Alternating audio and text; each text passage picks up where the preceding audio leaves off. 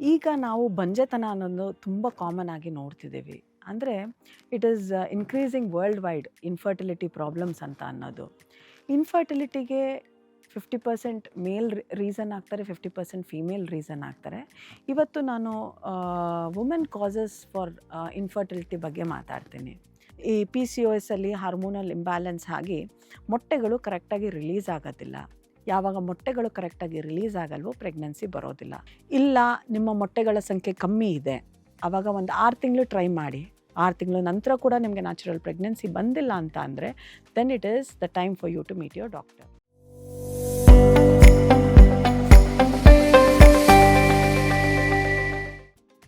Hi, ನಾನು doctor Rashmi TN, medical director of Garbhagriha health centre, Kanakapura road. ನಾನು gynaecologist, obstetrician, infertility specialist and laparoscopic surgeon. ಈಗ ನಾವು ಬಂಜೆತನ ಅನ್ನೋದು ತುಂಬ ಕಾಮನ್ ಆಗಿ ನೋಡ್ತಿದ್ದೀವಿ. ಅಂದರೆ it is increasing worldwide infertility problems ಅಂತ ಅನ್ನೋದು. ಇನ್ಫರ್ಟಿಲಿಟಿಗೆ 50% ಮೇಲ್ ರೀಸನ್ ಆಗ್ತಾರೆ, 50% ಫೀಮೇಲ್ ರೀಸನ್ ಆಗ್ತಾರೆ. ಇವತ್ತು ನಾನು ವುಮೆನ್ ಕಾಸಸ್ ಫಾರ್ ಇನ್ಫರ್ಟಿಲಿಟಿ ಬಗ್ಗೆ ಮಾತಾಡ್ತೀನಿ. ಈಗ ಕಾಮನ್ ಆಗಿ ನಾವು ನೋಡುವಂಥದ್ದು ಇನ್ಫರ್ಟಿಲಿಟಿಗೆ ಯಾಕೆ ಬಂಜೆತನ ಬರುತ್ತೆ ಅಂತ ನೋಡೋದು, ಒಂದು PCOS ಇರೋರಿಗೆ. ಅಂದರೆ ಈ PCOS ಅಲ್ಲಿ ಹಾರ್ಮೋನಲ್ ಇಂಬ್ಯಾಲೆನ್ಸ್ ಆಗಿ ಮೊಟ್ಟೆಗಳು ಕರೆಕ್ಟಾಗಿ ರಿಲೀಸ್ ಆಗೋದಿಲ್ಲ. ಯಾವಾಗ ಮೊಟ್ಟೆಗಳು ಕರೆಕ್ಟಾಗಿ ರಿಲೀಸ್ ಆಗಲ್ವೋ ಪ್ರೆಗ್ನೆನ್ಸಿ ಬರೋದಿಲ್ಲ. ಇದು ಒಂದು ಕಾಮನ್ನೆಸ್ಟ್ ಆಗಿ ನಾನು ನೋಡುವಂಥ ಪೇಷಂಟ್ಸು. ಎರಡನೇದು, ಇದು ಆಪೋಸಿಟ್ ಸ್ಪೆಕ್ಟ್ರಮ್ ಇರ್ತದೆ. ಅಂದರೆ ಚಿಕ್ಕ ವಯಸ್ಸಲ್ಲೇ ಮೊಟ್ಟೆಗಳ ಸಂಖ್ಯೆ ಕಮ್ಮಿ ಇರ್ತದೆ.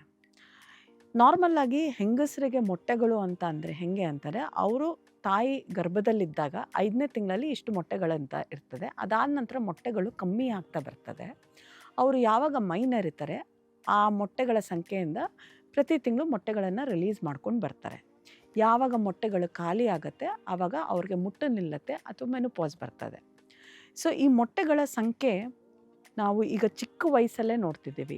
ಅಂದರೆ ಪೇಷಂಟಿಗೆ ಕೆಲವೊಬ್ರಿಗೆ ನಾನು 22ಕ್ಕೆ ನೋಡಿದ್ದೀನಿ ಮೊಟ್ಟೆಗಳ ಸಂಖ್ಯೆ ಕಮ್ಮಿ ಆಗಿರೋದು, 26ಕ್ಕೆ ನೋಡಿದ್ದೀನಿ.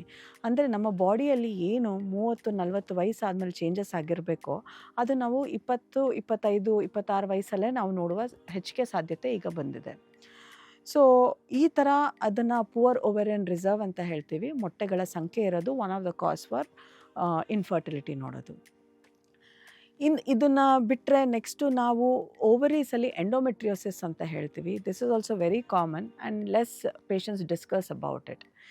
ಎಂಡೋಮೆಟ್ರಿಯೋಸಿಸಲ್ಲಿ ಏನಾಗುತ್ತೆ ಅಂದರೆ, ಓವರಿಯಲ್ಲಿ ರಕ್ತ ಒಂಚೂರು ಹೆಪ್ಪುಕಟ್ಟಿರ್ತದೆ. ಅದನ್ನು ಚಾಕ್ಲೇಟ್ ಸಿಸ್ಟ್ ಅಂತ ಹೇಳ್ತೀವಿ. ಇದು ವೆರಿ ಸಿಂಪಲ್ ಆಗಿ ನಾನು ಹೇಳ್ತಿರೋದು, because it's again a deeper topic ಇದು. ಸೊ ಈ ಎಂಡೋಮೆಟ್ರಿಯೋಸಿಸ್ ಏನಾಗುತ್ತೆ, ಮೊಟ್ಟೆಗಳ ಕ್ವಾಲಿಟಿ ಕೂಡ ಕಮ್ಮಿ ಆಗುತ್ತೆ, ಸಂಖ್ಯೆ ಕೂಡ ಕಮ್ಮಿ ಆಗ್ತದೆ. ಆ್ಯಂಡ್ ಆಲ್ಸೋ ಇದು ಅಲ್ಲಿ ಇನ್ಫ್ಲಮೇಷನನ್ನು ಜಾಸ್ತಿ ಮಾಡುತ್ತೆ, ಟ್ಯೂಬ್ ಮೇಲೆ ಎಫೆಕ್ಟ್ ಆಗ್ತದೆ. ಆಮೇಲೆ ಭ್ರೂಣ ಬಂದು ಗರ್ಭಕೋಶದಲ್ಲಿ ಕೂತ್ಕೊಂಡಾಗ ಅದು ಇಂಪ್ಲಾಂಟೇಷನ್ ಮೇಲೂ ಎಫೆಕ್ಟ್ ಆಗ್ತದೆ. So endometriosis again one of the commonest problem that we C for infertility. Next ಬಂದಾಗ ಟ್ಯೂಬ್ಸ್ ಬರ್ತದೆ. ಟ್ಯೂಬ್ಸಿಗೆ ಬಂದಾಗ ಬಹಳ ಜನ ಏನು ಮಾಡ್ತಾರೆ, 2 ಡೆಲಿವರಿ ಆದ ನಂತರ ಇಮಿಡಿಯೇಟಾಗಿ ಮಕ್ಕಳಾಗದಿರೋ ಆಪ್ರೇಷನ್ ಮಾಡ್ಕೊತಾರೆ. ಈ ಮಕ್ಕಳಾಗದಿರೋ ಆಪ್ರೇಷನ್ ಮಾಡ್ಕೊಂಡಾಗ ಏನಾಗುತ್ತೆ, ಪ್ರೆಗ್ನೆನ್ಸಿ ಬರುವ ಚಾನ್ಸಸ್ಸು ನ್ಯಾಚುರಲ್ಲಾಗಿ ಇರೋದಿಲ್ಲ. ಸೊ ಟ್ಯೂಬು ನೀವು ಏನಾರ ಸ್ಟೆರಿಲೈಸೇಷನ್ ಟ್ಯೂಬನ್ನು ನೀವು ಲೈಗೇಟ್ ಮಾಡಿಸ್ಕೊತೀರಾ ಅಥವಾ ಫ್ಯಾಮಿಲಿ ಪ್ಲ್ಯಾನಿಂಗ್ ಆಪ್ರೇಷನ್ ಮಾಡಿಸ್ಕೊತೀರಾ ಅಂದರೆ 100 ಸತಿ ಯೋಚನೆ ಮಾಡಿ. ಯಾಕಂದರೆ it is a permanent method of family planning. ತುಂಬ ರಿಗ್ರೆಟ್ಸ್ ಇರ್ತದೆ ಪೇಷಂಟಿಗೆ, ನನಗೆ ಇನ್ನೊಂದು ಮಗು ಬೇಕು ಅದಾದ ನಂತರ, ಅಥವಾ 3ನೇ ಮಗು ಬೇಕು ಅಂತ ರಿಗ್ರೆಟ್ಸ್ ಇಟ್ಕೊಂಡು ಬರ್ತಾರೆ. ಅಥವಾ ಆ 2 ಮಕ್ಕಳಲ್ಲಿ 1 ಮಗುಗೆ ಏನಾರ ತೊಂದರೆ ಆಗಿ ಏನಾರ ಪ್ರಾಬ್ಲಮ್ ಆಗಿರೋ ಪೇಷಂಟ್ಗಳು ತುಂಬ ನೋಡಿದ್ದೀನಿ. ಆವಾಗ ಮತ್ತೊಂದು ಮಗು ಬೇಕು ಅಂತ ಬರ್ತಾರೆ. ಸೊ ಆವಾಗ 2 ಆಪ್ಷನ್ ಬರ್ತದೆ ಅವ್ರಿಗೆ, ಟ್ಯೂಬ್ ಜಾಯಿನ್ ಮಾಡ್ಕೊಳ್ಳೋದು ಅಥವಾ IVFಗೆ ಹೋಗುವಂಥದ್ದು. ಕೆಲವು ಹೆಣ್ಮಕ್ಳಿಗೆ ಏನಾಗಿರುತ್ತೆ, ಈ ಟ್ಯೂಬ್ಗಳೇನಿರ್ತದೆ ಈ ಟ್ಯೂಬ್ಗಳು ಬ್ಲಾಕ್ ಆಗಿಬಿಟ್ಟಿರ್ತದೆ. ಅದು ಬೇರೆ ಬೇರೆ ರೀಸನ್ಸಿಂದ ಬ್ಲಾಕ್ ಆಗಿರಬಹುದು. ಈ ಎಂಡೋಮೆಟ್ರಿಸಿಸ್ ಅಂತ ಹೇಳಿದ್ದೀನಲ್ಲ ಅದರಿಂದನೂ ಬ್ಲಾಕ್ ಆಗಿರಬಹುದು. ಇಲ್ಲ ಒಳಗಡೆ ಇನ್ಫೆಕ್ಷನ್ ಇರ್ಬೋದು, ಅದರಿಂದನೂ ಟ್ಯೂಬ್ ಬ್ಲಾಕೇಜ್ ಆಗಿರ್ತದೆ. ಇನ್ನು ಕೆಲವ್ರಿಗೆ ಈ ಟ್ಯೂಬು ದಪ್ಪ ಆಗಿರ್ತದೆ, ಹೈಡ್ರೋಸಾಲ್ಫಿಂಗ್ಸ್ ಅಂತ ಹೇಳ್ತೀವಿ. ಆವಾಗ ಕೂಡ ನಿಮಗೆ ಪ್ರೆಗ್ನೆನ್ಸಿ ಬರುವ ಸಾಧ್ಯತೆ ಕಮ್ಮಿ ಇರ್ತದೆ. ಗರ್ಭಕೋಶ ವಿಚಾರಕ್ಕೆ ಬಂದಾಗ, ಗರ್ಭಕೋಶದಲ್ಲಿ ಫೈಬ್ರಾಯ್ಡ್ ಅನ್ನೋ ಗಡ್ಡೆ ಅಂತ ಹೇಳ್ತೀವಿ. ಇದು ಕ್ಯಾನ್ಸರ್ ಗಡ್ಡೆ ಅಲ್ಲ, ಬಟ್ ಫೈಬ್ರಾಯ್ಡ್ ಏನಾರ ಗರ್ಭಕೋಶದಲ್ಲಿ ಇದ್ದಾಗ ಅದರ ಲೊಕೇಶನ್ ಮೇಲೆ ಡಿಪೆಂಡ್ ಆಗ್ತದೆ. ಆ್ಯಂಡ್ ಸೈಜ್ ಮೇಲೆ ಡಿಪೆಂಡ್ ಆಗ್ತದೆ. ಅದು ಕೂಡ ಬಂಜೆತನಕ್ಕೆ ಅಥವಾ ಅಬಾರ್ಷನ್ ಆಗುವ ಒಂದು ರೀಸನ್ ಆಗ್ತದೆ ಈ ಫೈಬ್ರಾಯ್ಡ್ ಕೂಡ.